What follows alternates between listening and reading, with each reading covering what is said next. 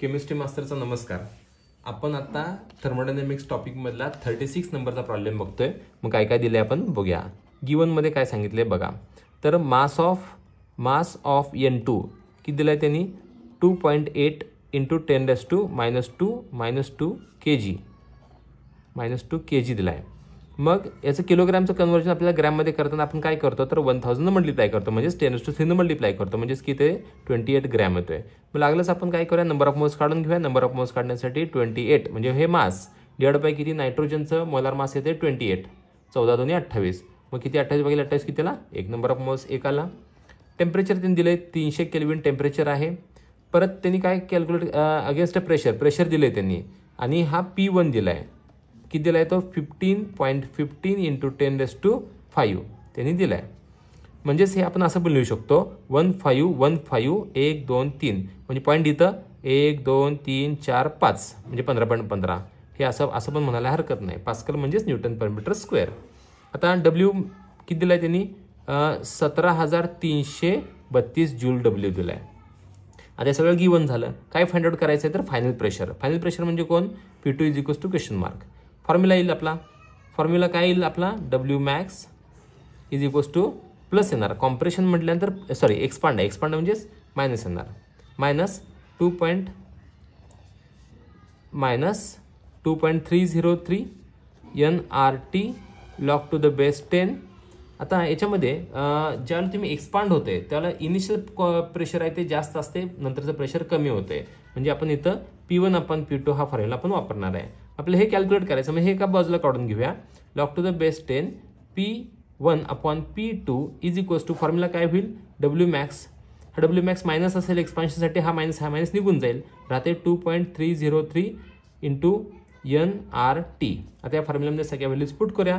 log to the base 10 त्यांनी P1 किती दिलं आपल्याला 1515,000. हे असं सगळं लिहिलं चालतंय, नाही लिहिलं चालतंय. 10⁵ मध्ये लिहा, काय हरकत नाहीये.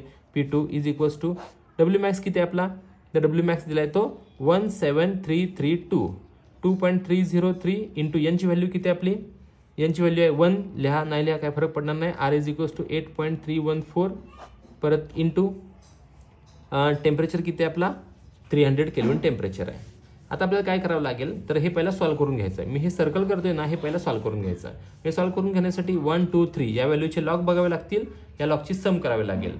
या 3 ह्याची सम किती येते ते पहिला बघूया. बघा मी इथं वर करतो ह्याचं कॅल्क्युलेशन.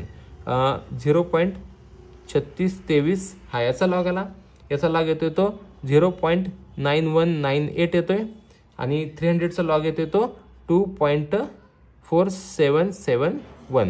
ह्यांची सम किती येते 2957.3.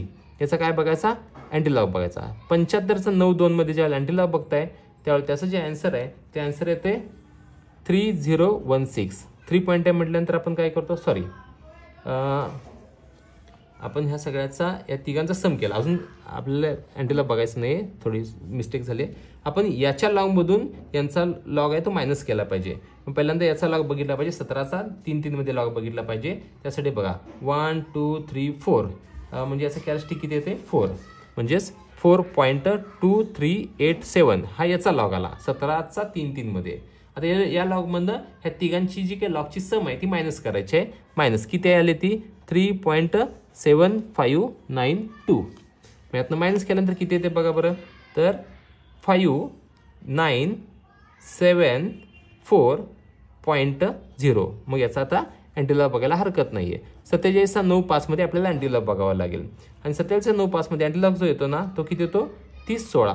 0 पॉईंट म्हणजे 3.016 आला. म्हणजे याचा आन्सर बघा इथं आलंय. बघा हे मी सर्कल केलेली व्हॅल्यू आहे ना, तर याचा आन्सर इथं आलंय.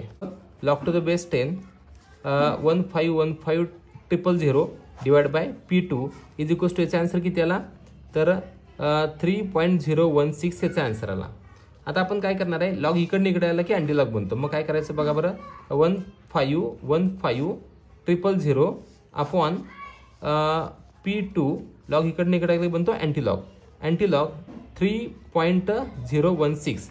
याचा अँटीलॉग बघूया मग 1515,000 डिवाइड बाय P2. आता याचा अँटीलॉग बघताना काय बघायचा तर 0 1चा 6 मध्ये अँटीलॉग बघायचा. मग 0 1चा 6 मध्ये अँटीलॉग बघितल्यानंतर किती येतो 1038 हा त्याचा अँटीलॉग आला. आपण काय करायचं 3 पॉईंट म्हणजे 1 2 3 हा त्याचा अँटीलॉग आला म्हणजे याचा आन्सर इथं आला म्हणजे 1038 आन्सर आला. मग हा P2 इकडे घ्यायचा हा इकडे घ्यायचा म्हणजेच काय P2 इज इक्वल्स टू काय होईल बघा बरं 1515000 आहे का डिवाइड बाय हे इकडे आलं म्हणजे किती डिवाइड करायचं आपल्याला 1038 न डिवाइड करायचं आहे. मग त्यासाठी आपल्याला काय करावं लागेल याचा लॉग मधून हा लॉग वजा करावा लागेल. याचा लॉग किती येतो तर बघा 6.1804 त्याचा लॉग आला मायनस आता याचा लॉग किती येतो 1 2 3.0161 आला. यांची वजाबाकी केल्यावर किती येतं तर त्याची वजाबाकी केल्यावर येतं 3.461.3 याचा काय बघायचा अँटीलॉग बघायचा. 16चा 4 3 मध्ये अँटीलॉग आपल्याला बघावं लागेल. मग 16चा 4 3 मध्ये अँटीलॉग बघितल्यानंतर जे आन्सर येतं तो P2 इज इक्वल्स टू किती आला 16चा 4 3 मध्ये येतो 1460. आता 1460 म्हणजेच काय 3 पॉईंट आहेत म्हटल्यानंतर 1 2 3 इथं पॉईंट येतो पास्कल मध्ये किंवा असं पण लिहू शकताय किंवा असं पण लिहू शकताय 1.46 इंटू 10⁻³ पास्कल हे दोन्ही पण सेमच आहे. हे आपलं आन्सर आलं 1.46 इंटू 10⁻³ पास्कल किंवा 1460 पास्कल. थँक्यू.